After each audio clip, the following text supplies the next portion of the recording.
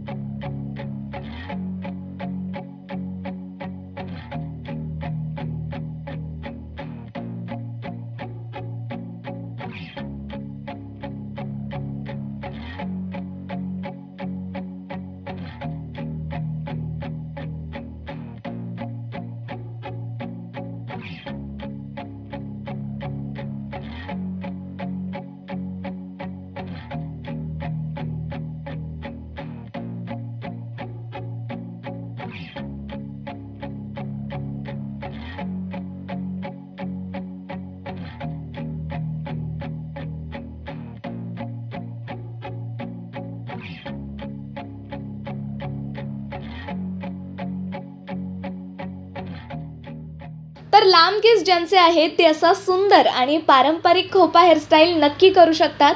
आणि जर तुमच्याकडे खरी फुलं, आर्टिफिशियल फ्लॉवर्स किंवा सुंदर ब्रोचेस असतील तर तुम्ही सुद्धा अशा प्रकारे तुमचा खोपा छान सजवू शकता।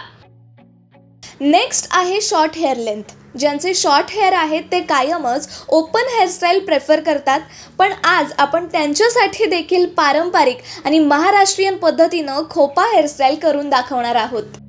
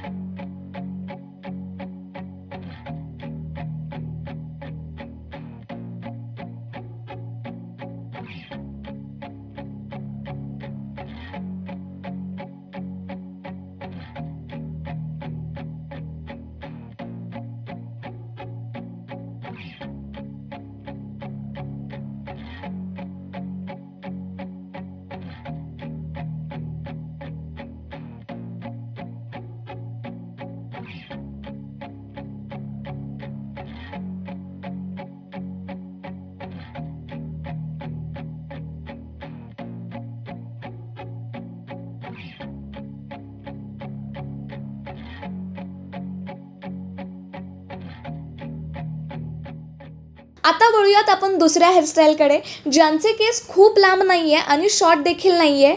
मीडियम लेंथ ज्यांची आहे त्यांच्यासाठी ही खास हेअरस्टाईल.